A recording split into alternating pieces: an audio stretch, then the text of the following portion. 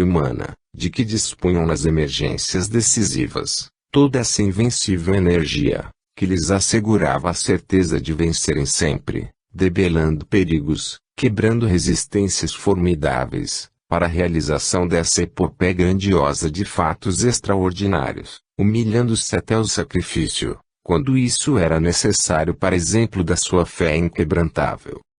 Quereis saber onde, meus prezados amigos? Quereis saber o segredo de todo esse valor que nos maravilha?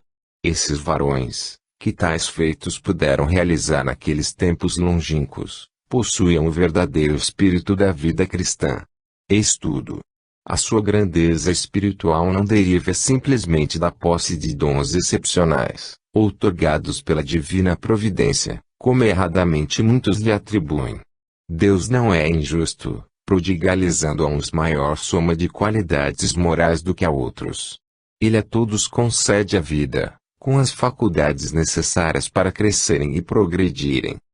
Depende de nós o pormos em ação os dotes preciosos com que nosso Pai Celeste nos presenteou, cuidando de aperfeiçoar e enriquecer de virtudes o nosso espírito, pautando na realidade o nosso viver pela norma apontada, pelo verdadeiro espírito de uma vida cristã. Só o Espírito do Cristo, meus amigos, inspira e sustenta o homem nas grandes lutas pelo bem. Tenho lido ultimamente comunicações, apanhadas por diversos médiuns, que nos pressagiam grandes dores, acerbos sofrimentos, provações angustiosas.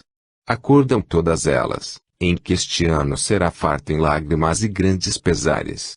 Onde buscar a força, a coragem necessária para resistir pacientes e conformados às provocações que nos reserva o futuro, queridos confrades. Os mais devotados e fiéis cristãos têm sido, em todos os tempos, os mais perseguidos, os mais sofredores e, todavia, a sua fé jamais desfaleceu. É que eles possuem, dentro de si mesmos, o verdadeiro espírito da vida cristã. Tenhamos nós, igualmente, esse espírito e seremos vencedores, pela fé. Sabemos que a vida neste planeta é o sofrimento, é a luta, procuremos atenuar a dor santificando-a pela resignação, mantendo serena nossa razão nas situações as mais aflitivas em que nos encontrarmos e, na luta, sejamos corajosos, evitando o desalento, causa dos maiores males. Conhecer o Espiritismo pelo estudo aprofundado e atento da nova revelação é dever imprescindível do crente. Buscar penetrar os ideais sublimes, que apenas vislumbramos através das revelações dos bondosos espíritos que nos visitam amoravelmente, é justo e, sobretudo, é agradabilíssimo ao nosso entendimento. Nem devemos esquecer o estudo atento da doutrina que professamos, para que, baseados solidamente nos princípios fundamentais da nossa fé, possamos com critério e dignidade, explicar, aos que nolo perguntarem, a razão judiciosa das nossas crenças. Mas o essencial, o indispensável, o mais proveitoso ao crente espírita é possuir o verdadeiro espírito da vida cristã. Lembremos-nos, a propósito, do episódio que do púlpito nos foi contado por distinto confrade nosso. Falava-nos ele de Boaventura, o santo, de quem havíamos recebido a comunicação inicial em nossa reunião, naquela noite. Dele se acercara Frei Gil e lhe falara, dizia o nosso pregador, por estas palavras, que eu cuidadosamente anotei então: a quantos sois felizes, vós, os doutos, porque, melhor do que nós, pobres e ignorantes, podeis louvar a Deus. Ao que retorquiu eu Boaventura, basta-vos a graça de amar a Deus, e, digo-vos, pode o ignorante até uma simples mulher, amar a Deus tanto como um doutor em teologia. Não há dúvida que assim é, meus amigos. O Espírito de Cristo deve reinar em nossa vida, se quisermos fazer obra agradável ao Senhor. Todos nós, crentes e adeptos da doutrina espírita, nos esforçamos pela divulgação dessa doutrina que abraçamos, ansiosos de levar ao conhecimento dos nossos irmãos, em toda parte, o conforto, a alegria, a paz, que ela derrama em nossos corações. Porfiamos todos nessa obra de propaganda sagrada, nos afadigamos em pregar, espalhando as belezas da nova vida, o melhor da ressurreição para uma nova vida, que em todos desperta o conhecimento do Espiritismo. É certo, porém, meus amigos, que, embora desejosos de fazer muito, fazemos ainda muito pouco. Isso atribuo eu, refletindo insistentemente sobre o fato, a falta de consagração íntima do nosso eu ao serviço do Senhor. Nem tanto nos faltam os recursos pecuniários para remover dificuldades materiais que delas dependam. As obras pias em nosso país encontram sempre no coração brasileiro acolhida generosa e boa. Por que não fazemos mais, então, nós que temos tantas coisas para fazer e por fazer? Esperamos. Mas esperamos o quê? Não sabemos que os dias correm céleres e com eles céleres desaparecem os anos. Por que então, demoramos tanto a tornar em realidade palpável os planos que temos em mente e levar a efeito para o engrandecimento da propaganda espírita, planos esses delineados sob os moldes da caridade cristã? Será que inutilmente batem às portas dos nossos ouvidos os nossos guias do espaço, despertando-nos para o trabalho do Senhor, apelando para os nossos sentimentos cristãos de amor à humanidade, desapego ao interesse pessoal, dedicação ao serviço do Divino Mestre? Ah! Meus prezados amigos, a verdade é que, não nos faltando os meios, não nos faltando braços para o trabalho, nem cérebros para o dirigirem com eficiência, falta-nos, todavia, em cada um de nós, particularmente, o verdadeiro espírito da vida cristã, isto é, o amor de Cristo dentro de nós mesmos. Possuíssemos nós esse espírito em verdade, e, então os sentimentos puros que dele decorrem, a virtude, a caridade, o amor ao próximo, a justiça, se manifestariam na realização positiva do trabalho ativo e incessante em prol do Espiritismo. É tempo, meus amigos, de fazermos um pouco mais do que temos feito até aqui. No interior do nosso país, relativamente, se faz mais do que fazemos. Tive oportunidade de ver e apreciar em Minas, há bem pouco tempo, o esforço que despendem alguns confrades nossos, as dificuldades enormes com que lutam, e a boa vontade com que se dedicam à causa do Espiritismo.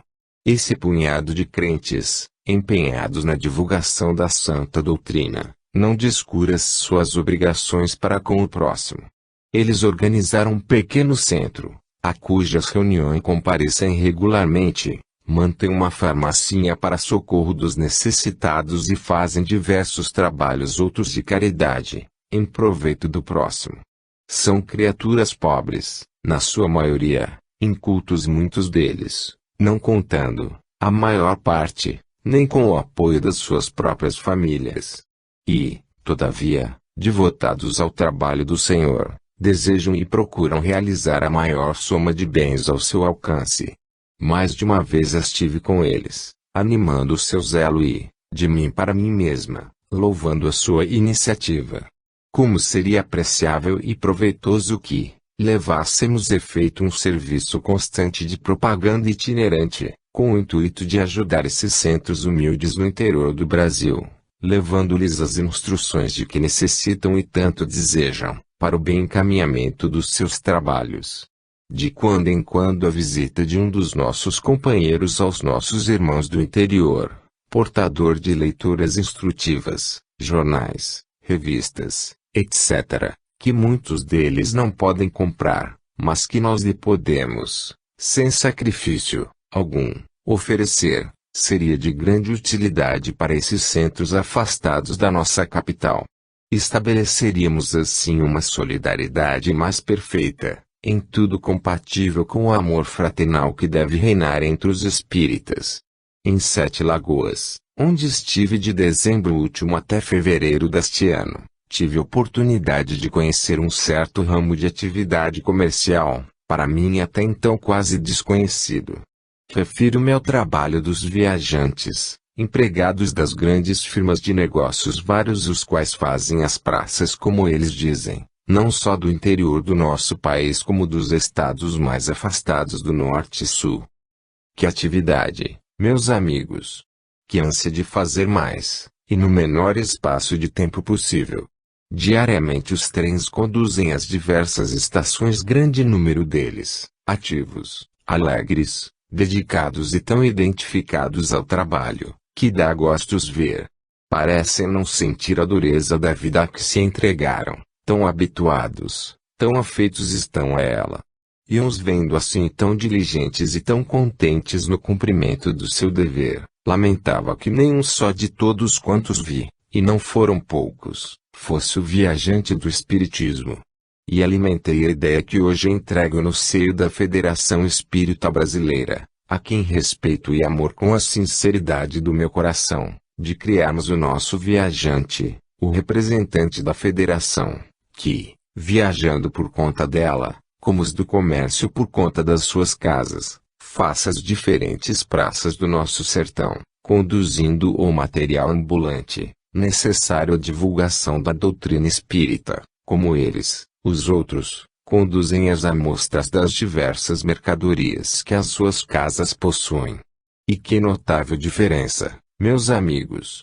Eles, os viajantes do comércio, trabalhando, aliás muito honradamente, pelo lucro e progresso material das casas que representam, o nosso viajante, dedicando todo o seu esforço à causa santa do espiritismo cristão. O primeiro à busca da maior soma de dinheiro, na ânsia insaciável de fazer mais. O segundo, dando de graça a todos, aquilo que de graça recebe do seu Senhor e Pai. Alimentei e continuo a alimentar esse sonho dourado, meus amigos, precursor de verde louras esperanças, que vós podeis tornar em pouco tempo uma realidade auspiciosa. Compete à Federação Espírita Brasileira animar, auxiliar e proteger os pequenos núcleos do espiritismo que se vão formando aqui, ali ou além, os quais outra causa não aspiram senão o glorioso progresso da mesma causa que nós aqui defendemos, pelo amor da qual lhes palpita o coração de um sentimento irresistível. Todos nós, espíritas, em qualquer parte do globo e oxalá em qualquer ponto do universo, devemos formar uma cadeia suave e fortemente unida, cujo objetivo seja amar, servir e glorificar a Deus, praticando atos que demonstrem possuirmos o verdadeiro espírito da vida cristã. Falei-vos há pouco de haver lido diversas comunicações, tomadas por vários médiuns e em diferentes lugares, as quais nos anunciam grandes dores, provações acerbas. Eu tenho lido algumas e de outras tenho sabido por intermédio de confrades nossos. Devo dizer-vos, de minha parte, não me sinto perturbada com essas revelações, embora as julgue fiéis e verdadeiras. Se a hora se aproxima em que devemos redimir as nossas grandes culpas, salvando pelo sofrimento presente um passado cheio de iniquidades, por que nos entristecermos ante a possibilidade breve de reparar os nossos crimes? Antes devemos sondar o nosso íntimo, a ver se mantemos inquebrantável a nossa fé, sob cuja égide seremos fortes na luta, confiantes no perigo, resignados na dor. Ponhamos os nossos sentimentos íntimos na altura da fé imarcessível que fortaleceu os primeiros cristãos na antiguidade, e os raios dessa fé viva, atravessando o infinito, se irão confundir com aqueles que do infinito partem em busca da irradiação igual à sua. Estabeleçamos assim uma corrente contínua de energias vivificantes que robusteçam a nossa fraqueza física, porquanto, é certo, as forças do espírito dominarão a fragilidade da matéria. Tenhamos, meus queridos ouvintes, o verdadeiro espírito da vida cristã. Não seja em vão que os nossos queridos irmãos do espaço clamem todos os dias, despertando a nossa energia, o nosso amor, o nosso fervor em bem da causa que eles e nós abraçamos, para a felicidade da humanidade em geral. Quanto impressiona, meus irmãos, ouvir a constância com que eles em suas mensagens nos bradam: é tempo, vigiai, orai, sede fervorosos no cuidado. Amai a vosso próximo como a vós mesmos, pois que os tempos são chegados. Estas e outras significativas expressões soam aos nossos ouvidos cotidianamente, em nossas sessões ordinárias, ora como uma súplica dolorosa partida dos acalorados espíritos de Teresa de Jesus, Vicente de Paulo, João, ora como um toque de clarim, chamando-nos apostos, pelas vozes do comando de Paulo de Tarso e Iago, batalhadores incansáveis do exército cristão. Urge, pois, que, sem demora, cuidemos de pôr em prática os seus prudentes conselhos, realizando em nossas vidas o verdadeiro espírito da vida cristã. Peçamos contas às nossas consciências dos atos que praticamos levianamente, gastando sem proveito o tempo precioso de que dispomos para a prática de ações boas, de conformidade com a lei do amor, categoricamente expressa e demonstrada nos Evangelhos de Jesus. Analisemos cuidadosamente cada uma das nossas ações, cada um dos nossos desejos, cada um dos nossos pensamentos, cada uma das nossas intenções. Quantas vezes, com a alma cheia de ambições indignas, com o coração maculado por sentimentos impuros, com a mente intoxicada por pensamentos nada sãos, nos arvoramos em juízes das fraquezas dos nossos irmãos, atribuindo-lhes intenções que eles não possuem, censurando-lhes tais ou quais atos, que no nosso alto critério, qualificamos implicitamente de falta de fé. Somos todos espíritos imperfeitos, porque todos temos falido inúmeras vezes, e essa é justamente a razão por que ainda neste planeta nos encontramos. Procuremos, pois, todos juntos e cada um em particular, ser severos conosco próprios, expurgando do nosso interior a tendência para o mal, enérgicos e intransigentes cada um consigo mesmo e caridosos e benevolente para com os nossos irmãos. Cada um de nós tem um passado longo, cheio de grandes erros, crimes horrendos, faltas que jogaram sobre nós, responsabilidades tremendas, que a misericórdia divina oculta caridosamente à nossa percepção neste mundo. Compenetremo-nos dessa verdade e, enquanto é dia, cuidemos em recuperar o tempo perdido, resgatando com paciência, constância e longanimidade, esse passado tenebroso da nossa existência através milênios. O Evangelho de nosso Senhor Jesus Cristo é o padrão pelo qual devemos aferir todos os nossos atos, a fim de podermos realizar no meio em que habitamos, o verdadeiro espírito da vida cristã. Meus amigos, perdoai-me o cansar a vossa paciência com estas exortações que, todavia, são a manifestação sincera do desejo ardente, que alimenta o meu coração, de ver o Espiritismo não só bem compreendido pelos seus adeptos, como realizado, em toda a inteireza da sua doutrina de amor e caridade, na vida prática desses mesmos que, com tanto ardor e entusiasmo, defendem, propagam e exaltam as suas teorias ideais. Contando antecipadamente com a vossa habitual benevolência, vos trouxe, confiante, o produto das minhas cogitações incessantes, cujos defeitos o vosso critério e competência saberão suprir, corrigindo-os. E ao concluir neste ponto estas modestas reflexões, quando senti que alguém do espaço se mostrava desejoso de adiantar algumas considerações suas, ao meu despretensioso trabalho, retomei o lápis e eis o que recebi: o bem que praticamos durará eternamente, porquanto dele Deus guardará a eterna memória. Feliz o homem que, consciente do mal que nesta ou noutras encarnações tem feito, procura remediá-lo. Cada minuto de demora na realização das boas obras traz, como consequência direta, o retardamento da benção do Senhor correspondente àquele ato. Compenetrando-vos, pois, das responsabilidades que sobre vós acumulastes em sucessivas encarnações, sede diligentes na prática das boas obras, que serão o penhor do vosso arrependimento e satisfação dos compromissos tomados no espaço quando, livres da matéria, analisastes com imparcial critério os vossos atos anteriores. Fazei, pois, queridos irmãos, o bem. Uni-vos fortemente nessa intenção firme, repelir o mal, praticar o bem. Todos os espíritos são dotados de vontade e razão. Aplicai-os com justiça e fareis, sem dúvida, boas obras. Cada benefício que caridosamente praticardes, encurtará a distância que vos separa de Deus. Caminhai, pois, para Ele, envidando esforços para serdes bons, pela caridade, pela realização de obras pias. A dulcíssima paz do Cristo fique convosco. Adeus. Ornelas. Agora, meus prezados amigos, após esta manifestação espontaneamente trazida pelo nosso querido companheiro de lutas, consenti que vos dê conhecimento do mimo que o do céu nos enviou nosso querido amigo Dr. Bezerra de Menezes, sob cujo pseudônimo, Max, acha-se firmado a seguinte comunicação. Rogo encarecidamente a vossa preciosa atenção. É um legítimo desejo vosso possuir nesta vida o verdadeiro espírito cristão, sem o qual não lograreis atingir a perfeição moral, aspiração justa de todo homem de boa fé.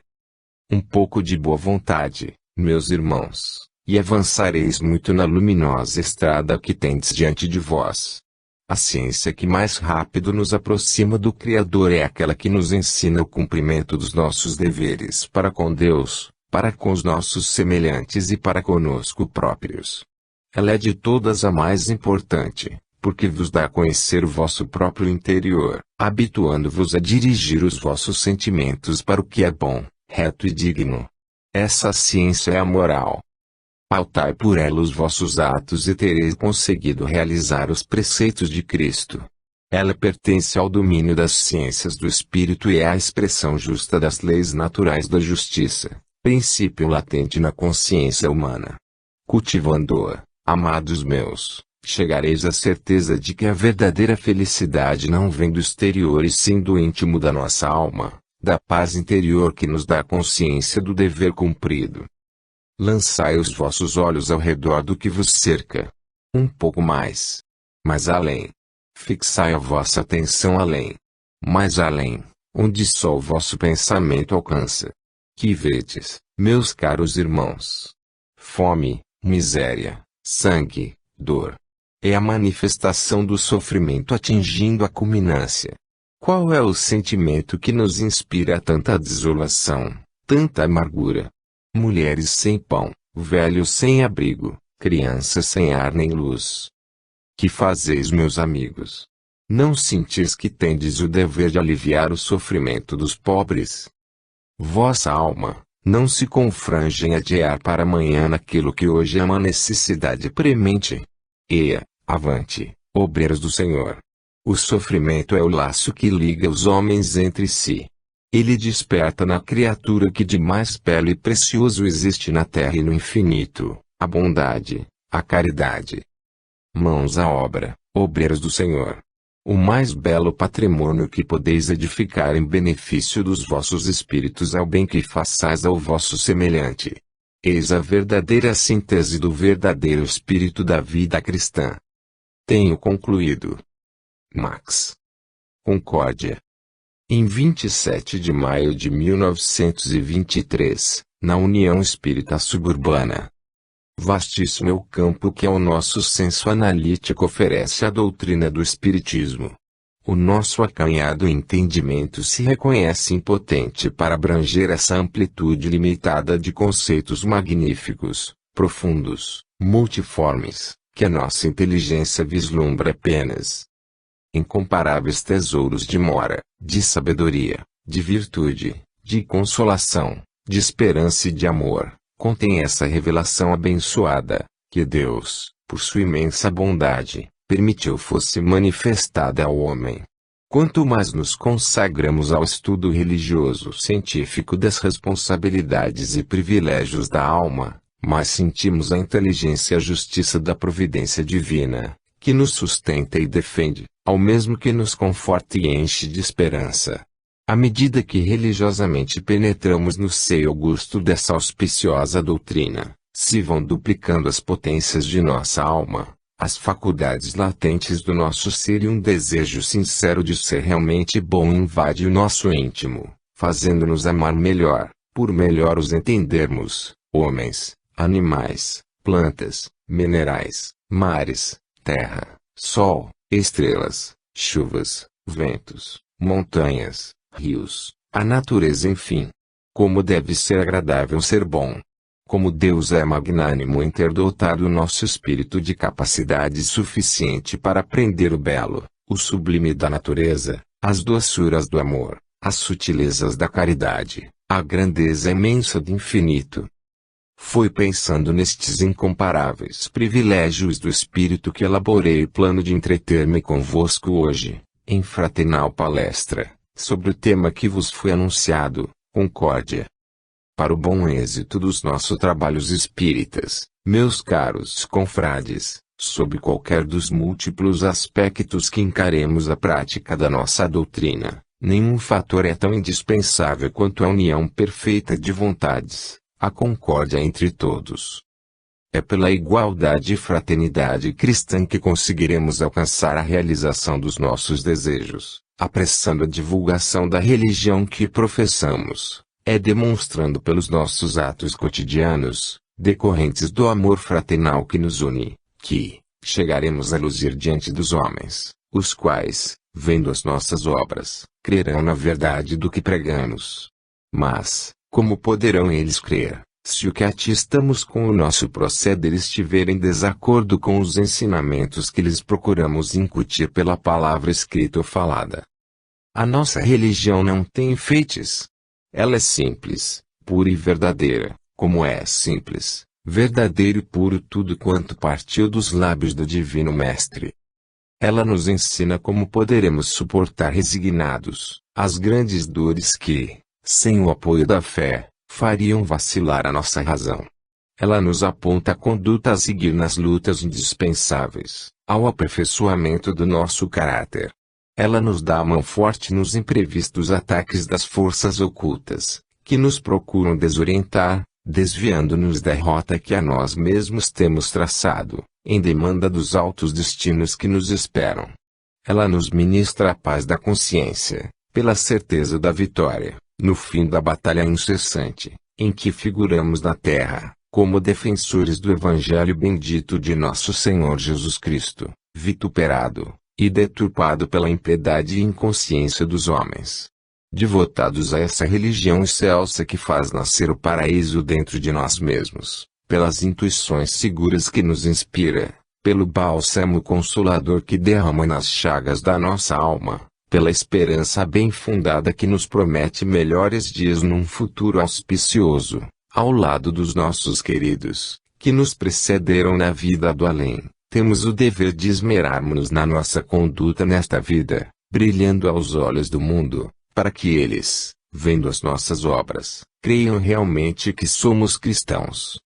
É para lamentar que, esquecendo os gozos espirituais com que a providência divina fartamente compensa as amarguras desta vida temporária, nós nos afadiguemos tanto em discussões estéreis, práticas inúteis ao nosso progresso moral, polêmicas sobre assuntos de importância duvidosa, entretendo nosso tempo em contentar o nosso egoísmo, ocupando-nos de nós mesmos, enxergando sempre o lado mau dos homens e das coisas, enquanto, como que propositalmente fechamos os olhos, para não ver o melhor.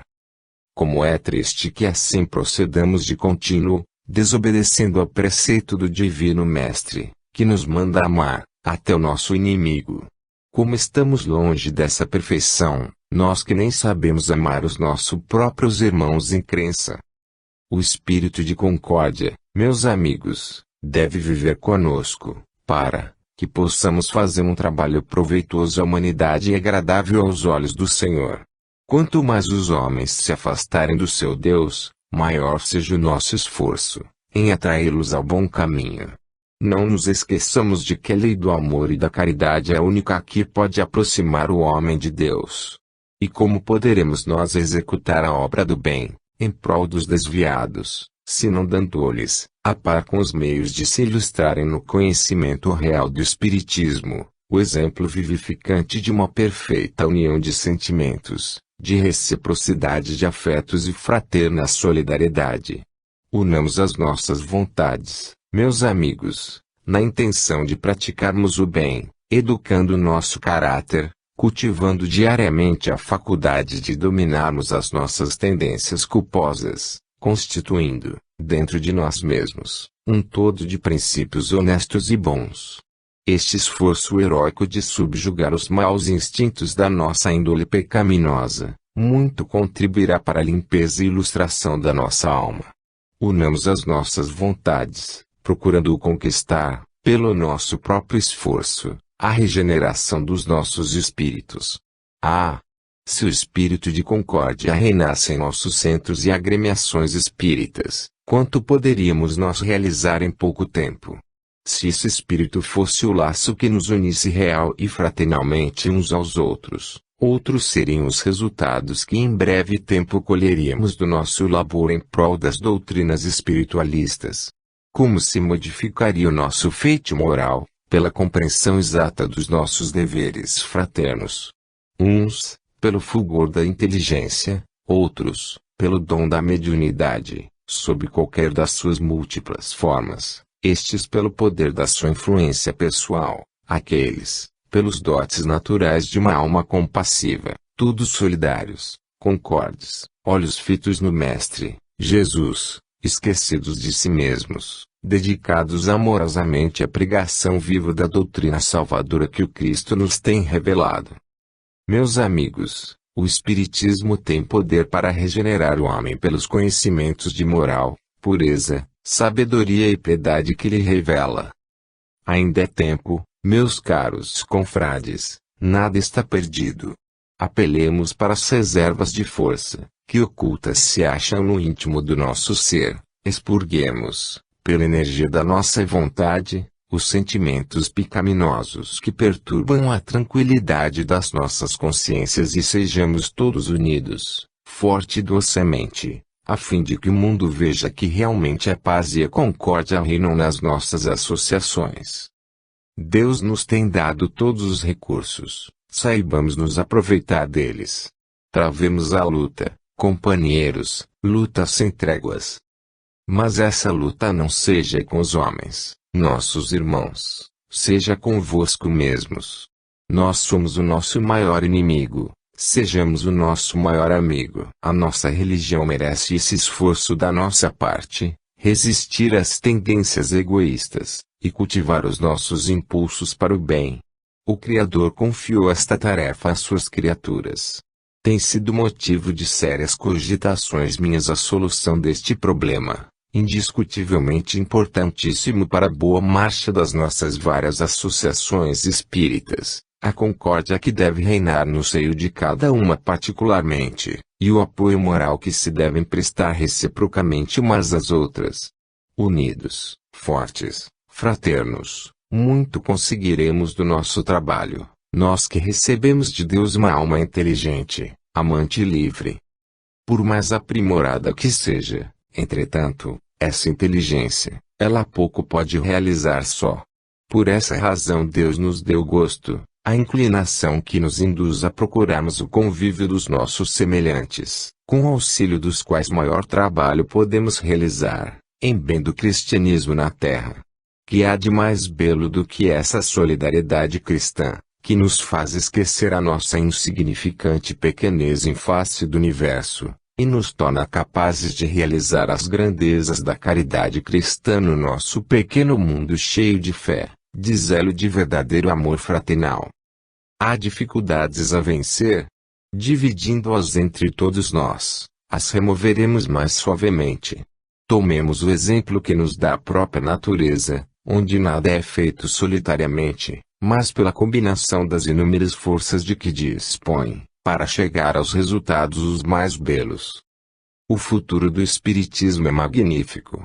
O presente está diante de nós e dele depende em grande parte a realização mais rápida do nosso progresso espiritual, garantia segura desse auspicioso futuro, que entrevemos com os olhos da alma. Para que triunfemos e conosco triunfem as ideias espiritualistas, temos necessidade rigorosa de que as nossas associações espíritas sejam um exemplo vivo de moral e de boa harmonia, onde a prática do espiritismo seja, ao mesmo tempo, um culto e uma escola. que essas associações cooperem com o mesmo zelo e amor pela divulgação da doutrina espírita, ao mesmo tempo que difundam criteriosamente, fraternalmente, a caridade aos necessitados da terra e do espaço. O Evangelho de Nosso Senhor Jesus Cristo, nascente de onde bebemos a água que sacia toda a sede, luz que ilumina a estrada de nossa vida em direitura aos mundos superiores, tem por fim principal estabelecer um laço de paz, amor e concórdia entre todos os homens. A verdade que partindo de Deus, sua verdadeira origem, se personificou no Cristo, dele se reflete nessas luminosas páginas, concitando os homens a se amarem fraternalmente, como verdadeiros irmãos. Como dar cumprimento a esse mandamento do Divino Mestre, amigos meus, se o espírito de separatividade existir entre nós, se a discórdia, em lugar da virtude que lhe é oposta, penetrar nos nossos centros de propaganda? Não, meus amigos, está no nosso dever impedirmos a todo custo que seja perturbada a harmonia que é justo reinar entre nós todos, não nos esquecendo jamais de que vontades simultaneamente enérgicas, inteligentes e harmônicas, são fatores indispensáveis à realização da grande obra que temos em mira realizar, com o favor de Deus, a cristianização dos homens. Neste ponto desta despretensiosa palestra convosco, meus queridos confrades, parei. Li o que havia escrito, e, como de costume, imperfeito achei o meu trabalho. Que fazer?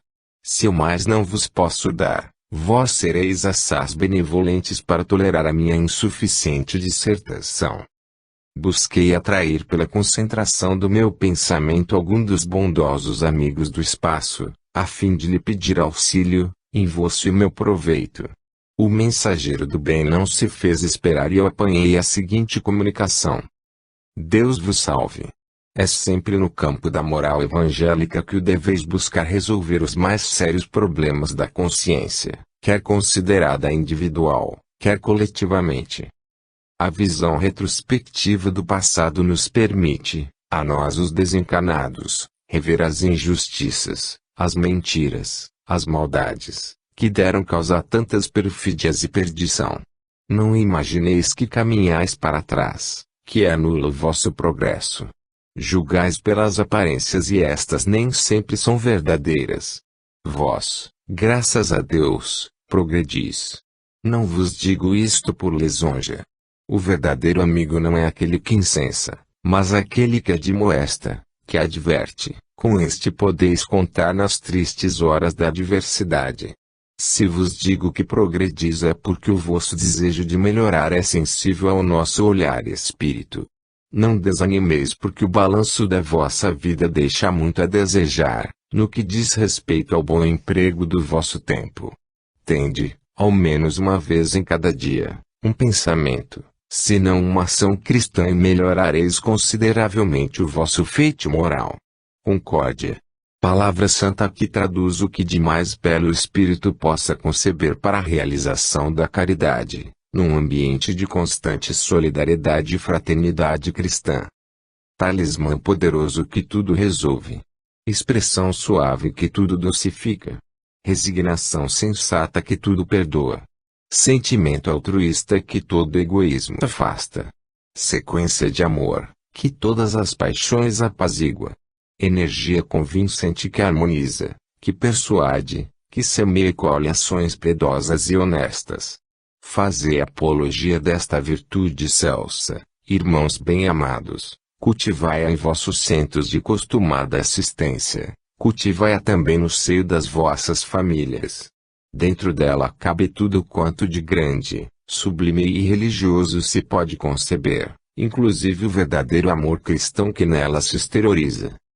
Essa virtude vos guardará da tentação, de injustiça, da deslealdade, crimes horrendos, que sobejas vezes pratica o homem contra os seus próprios companheiros de trabalho de todas as horas. Apresentai as vossas almas a Deus, limpas do egoísmo, da inveja, da intriga, do orgulho, da ambição, da concupiscência, elevadas à dignidade de seus filhos, pela concórdia dos vossos sentimentos, do vosso zelo, do vosso devotamento à causa do seu bendito Filho, nosso Senhor Jesus Cristo. Assim fazendo, ascendereis rapidamente às regiões onde reina a paz, a harmonia, pela expansão onipotente de força e graça que irradia sobre o universo, o Espírito potente, que, um dia, na Terra, tomou aparência humana, nosso Senhor Jesus Cristo, o Verbo de Deus revelado ao homem. Na sua santa paz possui as vossas almas, em doce concórdia praticai o bem na terra. João de Deus, o poeta. Terminaria eu aqui, meus queridos companheiros, agradecendo a esse abençoado Espírito, que com a sua palavra luminosa veio emprestar valor à minha humilde dissertação. Que poderia eu mais adiantar a esse tema, após esse belíssimo e inspirado discurso, cujos ensinos maravilhosos enchem de esperanças os nossos corações e de entusiasmo os nossos espíritos, avivando a nossa fé na doutrina que professamos. Terminaria, e eu vos dizendo, mas fui levado a conservar entre os dedos o meu lápis, pois que outra entidade invisível quis, por sua vez, vos dirigir a palavra. Ouvi o que recebi, sede unidos, irmãos meus. A união faz a força. A intensidade, a direção e a harmonia de forças que juntos encaminhardes a um certo e determinado fim, produzirão, infalivelmente, o efeito desejado. Os vossos espíritos possuem energias fecundas e conscientes. Disseminadas essas energias, dispersadas, cada uma para diferente lado, em direções contrárias, pouco poderão produzir, contrariando-se umas às outras. Eis porque desmoronam tantos castelos, firmados nas melhores intenções, mas sem concordância absoluta de todos os interessados na sua construção. Cada um tem seu plano, sua ideia, e a execução de tantos traçados diversos fracassa. Se, ao contrário disso, essas energias todas se concentrassem num só plano, amadurecido pela reflexão, ponderado pelo bom senso e baseado numa solidariedade comum de todos os membros dessa organização em projeto, salutares, seriam os seus efeitos, real seria a sua solidez. Quando a onda invasora do egoísmo ameaçar romper em uma dessas agremiações pequenas, onde trabalhais pela divulgação do Espiritismo, permaneceis serenos e calmos, confiantes em Deus. Aquilo que é baixo e vil pode agitar-se, revoltar-se, mas nunca vencer. Permaneçam os elementos sãos, fiéis e firmes, não cedendo uma polegada à onda invasora, pois que, fazê-lo, será subverter-se com ela. O maior segredo da prosperidade crescente dos vossos centros espíritas, consiste no espírito cristão que os deve dirigir, na harmonia e concórdia de todos os seus membros. Que o pensamento de todos os associados tenha uma direção firme, uma vontade decidida, e o resultado será, certamente bom. Seja o vosso ideal alcançar em vossos grêmios espíritas uma conduta harmônica, sem pendor para o servilismo ou bajulação, mas também isenta de porfias e questões que, cedo ou tarde, refletirão fora dos vossos arraiais, prejudicando imenso o bom andamento do trabalho em geral. O Espiritismo não comporta fanatismo, sectarismo ou carolismo de qualquer espécie em seu seu gosto. A sua verdadeira beleza consiste na pureza e singeleza de costumes, a par com os ideais mais nobres elevados, por objetivo. Ele tem o seu fundamento nos princípios evangélicos dados ao mundo pela Divino Mestre, princípios de vida, de poder, que nos asseguram um futuro radioso e belo, em plena luz, perfeita harmonia e concórdia no seio do universo. Robustecei, pois, a vossa fé, sede fraternalmente amigos uns dos outros e que a concórdia reine sempre em vosso meio. Max. Agora sim, irmãos e amigos, estou satisfeito e acredito que vós estejais também. Os sábios conselhos que nos fez a caridade de conceder o nosso bondoso amigo do espaço, as suas apreciações sublimes sobre o assunto que motivou a nossa palestra de hoje, devem perdurar no nosso coração e em nossa memória, com um sentimento de gratidão e reconhecimento a esse piedoso espírito, que incessantemente trabalha pelo nosso adiantamento moral, apontando-nos, sereno e bom, a rota a seguirmos em busca do ideal sacrossanto que todos nós almejamos alcançar um dia, um com Cristo, como Ele e um com o Pai. Não quero concluir, entretanto, sem felicitar-vos pelo bom andamento que vão tendo os vossos trabalhos na União Espírita Suburbana, por cujo crescente progresso faço votos sinceros ao Altíssimo. Paz, atividade e concórdia vos desejo, de coração. Espíritos familiares. Na Federação Espírita Brasileira, a 17 de junho de 1923. Há muitas graduações na proteção e na simpatia dos espíritos, dai-lhes o nome que quiserdes. O espírito familiar é antes o amigo da casa. Resposta dada a Allan Kardec pelos Espíritos, no Livro dos Espíritos, parte 2, capítulo 9 no 514. A pergunta feita nestes termos: os espíritos familiares são os mesmos a que chamamos espíritos simpáticos e protetores? No comentário correspondente a esta resposta, diz ainda Allan Kardec, os espíritos familiares ligam-se a certas pessoas por laços mais ou menos duráveis, com o fim de lhes serem úteis dentro dos limites do poder, quase sempre muito restrito, de que dispõem. São bons, porém, muitas vezes, pouco adiantados e mesmo um tanto levianos. Ocupam-se de boamente com as particularidades da vida íntima e só atuam por ordem, ou com permissão dos espíritos protetores. O assunto de que nos ocuparemos nesta hora, hoje, caros amigos, é sumamente interessante. Sabemos que os espíritos exercem no plano físico ação constante, influindo sobre o pensamento e sobre a matéria, de forma inegável e só explicada satisfatoriamente pelo próprio Espiritismo. As suas manifestações se produzem, ora de maneira oculta, imperceptível para os desconhecedores das regras que dirigem os fenômenos inexplicados pelos leigos na doutrina, ou de uma forma ostensiva as mais das vezes, segundo Allan Kardec, com auxílio de médiuns. Não me tenho dedicado particularmente a sessões experimentais, gênero de espiritismo pelo qual não tenho predileção. Para mim a parte filosófica do espiritismo tem mais elevada importância, porque ela nos ensina o caminho a seguir para atingirmos o progresso individual e coletivo da humanidade. Ela é que reanima as nossas esperanças, esclarecendo-nos a respeito do futuro que nos espera, conforme o bem ou mal que houvermos praticado.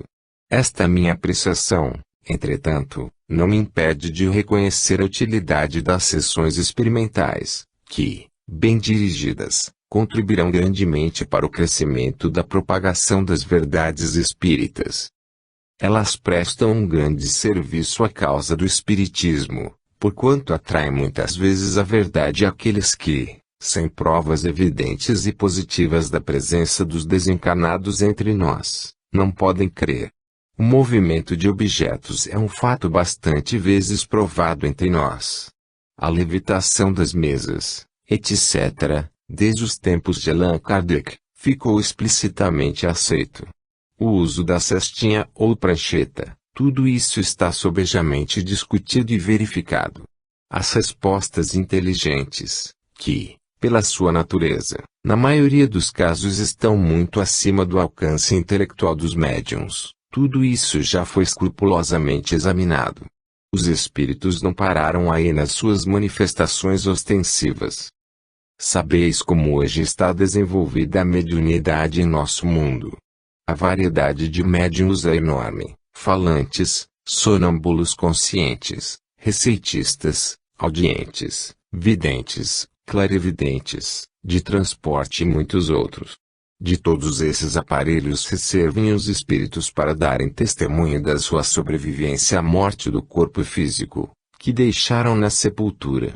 E como esses seres invisíveis se encontram por toda parte, observando-nos, criticando-nos, não é para admirar que tantas e tão amiudadas vezes deem um sinal de que se acham presentes neste ou naquele lugar. Nos nossos dias, As manifestações dos espíritos se têm tornado verdadeiramente insistentes, adquirindo um cunho de autenticidade de que não nos é lícito duvidar. Quero relatar-vos alguns dos casos interessantes que comigo se têm passado. Possuo um número não pequeno de amiguinhos, no invisível, espíritos familiares que me procuram quase diariamente, alguns para confabularem comigo sobre este ou aquele motivo e outros por mero passatempo. Entre eles há um espírito que deseja ser chamado simplesmente Manuel, o qual emite opinião sobre os acontecimentos que no momento se desenrolam na Terra, algumas vezes com critério, outras com certa parcialidade, conforme o grau de apreço que lhe merecem as pessoas no caso envolvidas. Esse espírito entretém-se gostosamente a ver as crianças brincarem, assiste aos seus jogos e não poucas vezes se tem neles intrometido.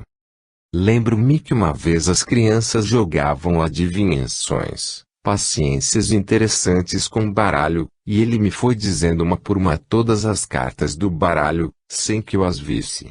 Eu em voz alta ia repetindo o nome das cartas que ele me soprava no ouvido, o que deu causa grande alegria nos meninos, que se divertiam à custa do Manuel. É um espírito amigo e muito familiar em nossa casa.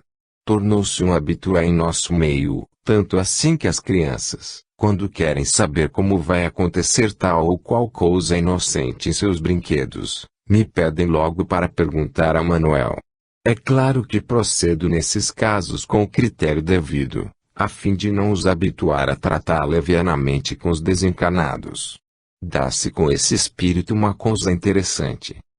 Ele me tem grande estima e não quer saber se eu tenho ou não razão em tal ou qual questão, é incondicionalmente do meu lado. Tenho trabalhado por lhe fazer compreender que deve examinar os fatos com justiça e imparcialidade. Não muda de pensar nesse ponto, está positivamente sempre de acordo comigo, quer eu tenha, ou não, razão. Manuel se me torna perfeitamente visível. Representa um moço alto, louro, de olhos azuis, mãos bem cuidadas, fronte espaçosa, um todo simpático. Há um espírito que humilde visita a nossa casa. É um frade e se nomeia por Frei Carmelo. As suas maneiras ainda deixam muito a desejar. Está muito preso à terra, imiscuindo-se demais nas coisas desta vida. Gosta de assistir às reuniões onde se apresentam mesas lautas, vinhos capitosos, prazeres mundanos. Dá mostras de querer beber e comer como os que cá vivem e às vezes chego a crer que ele tem a sensação de haver comido ou bebido, porque a expressão da sua fisionomia dá a ideia de que experimenta o prazer da gula. Não admite conselhos nesse sentido. Entende que esta vida tem de ser levada assim, comer a fartar, beber o outro tanto, divertir-se como melhor entender.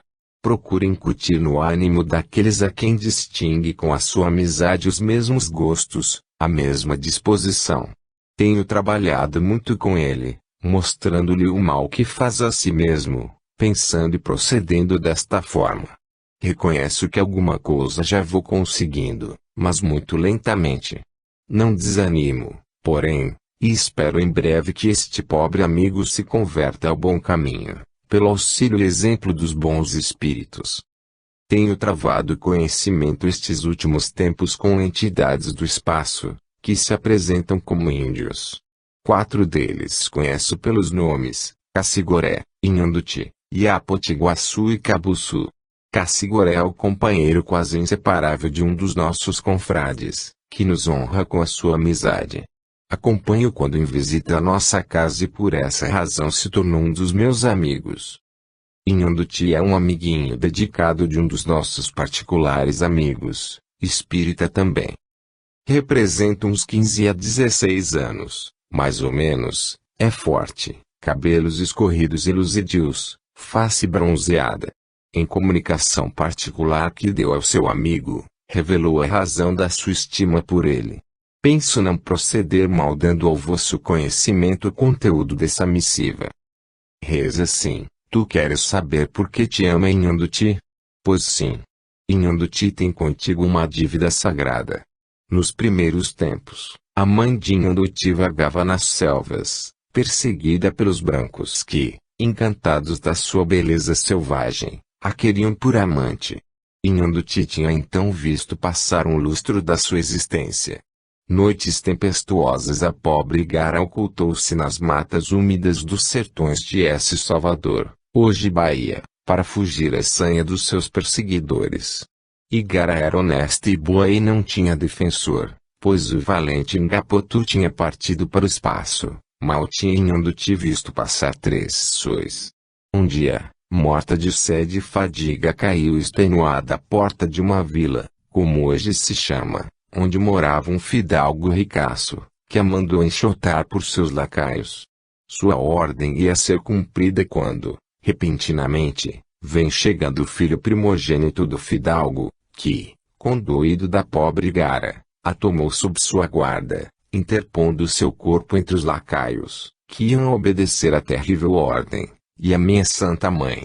Graças a esse mancebo, que desde então honestamente a tomou sob sua proteção, Igara teve dias mais tranquilos, podendo apanhar os frutos silvestres e o doce mel da abelha, pois nenhum homem mais ousou insultá-la, porque contava com a proteção do jovem fidalgo, que eras tu. Eis porque te ama Inhanduti e aproveita todos os momentos de que pode dispor para estar ao pé de ti. Tu foste honesto e bom e protegeste a pobre Igara, ajudando a criar com amor e sossego Inhanduti. Deus te abençoe e te proteja. Inhanduti. Comigo e este espírito deu-se um fato muito interessante, que desejo vos relatar. Havia muito tempo, estava enferma, em penosíssimo sofrimento, a mãe desse nosso amigo. Uma noite, estando eu em Sete Lagoas e essa senhora aqui no Rio, já me tendo recolhido para dormir, senti que alguém penetrara no meu aposento. Prestando toda atenção, percebi um rumor insólito. Estando a porta fechada à chave, nada havia a recear. Esperei. O rumor repetiu-se. Súbito, surgiu Inhanduti diante de mim, trazendo alguém consigo. Não reconheci esse alguém. O espírito deu-se a conhecer, declarando haver desencarnado na véspera. Era a mãe do nosso amigo, cujo falecimento se dera efetivamente no dia indicado, segundo comunicação posterior, que tive de casa. No dia seguinte, escrevi para o Rio narrando o fato tal qual se produzira e tive como resposta que a referida senhora mostrara um desejo insistente de me ver, pois não nos conhecíamos pessoalmente uma outra, e, até morrer, chamara pelo meu nome. Inhanduti conheceu o seu desejo e, tão depressa quanto possível, lhe fui mostrar onde eu me achava. Este índio se tem mostrado muito familiar comigo. Quando estou só, meditando ou trabalhando sobre assunto espírita, ele vem e demora-se ao pé de mim longo tempo, sem perturbar, nem de leve, as minhas ocupações. Gosta muito de música. Fica ao pé do piano, notando-se o desejo que tem de mexer nas teclas.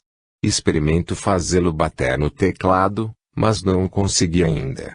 Outro dia, anunciou que ia trazer consigo um companheiro, e a Potiguaçu, para andar também com seu amigo, a quem me referi há pouco. Mas o que revela bem a sua condição moral é a seguinte observação que nos fez, com grande ênfase nas palavras: quem mexer com Iapotiguaçu, mexe com Inhanduti. Como que receava que nós fizéssemos qualquer mal ao seu companheiro, a quem protege com carinho e amor. Trouxe de fato Iapotiguaçu. É este um pequeno rapazinho, aparentando 9 anos de idade, assustado, olhar inquieto, desconfiado, trigueiro como seu amigo e com idêntico cabelos negros. Mostra-se receoso de tudo e de todos. Nos primeiros dias, nunca riu. Agora já ri, olhando curioso para os objetos que lhe despertam admiração, verdadeiramente infantil. Pouco tenho conseguido deste espírito. Inhanduti prometeu-me trazer outros companheiros, que se encontram no mesmo plano em que ele vive. Cabuçu é o último desses amigos, com quem travei conhecimento. A sua aparência é de um homem robusto, de olhar penetrante, musculatura forte, altura acima do comum, revelando às suas atitudes um espírito audaz e resoluto, ao mesmo tempo que um certo ar de bondade transparece do seu semblante. Este espírito tem vontade de fazer o bem aos seus semelhantes na terra e no espaço. Exerce uma acentuada influência sobre os irmãos que ainda não compreendem os deveres de caridade e solidariedade fraternas que devem existir entre todos os espíritos no universo. Ele os arrasta consigo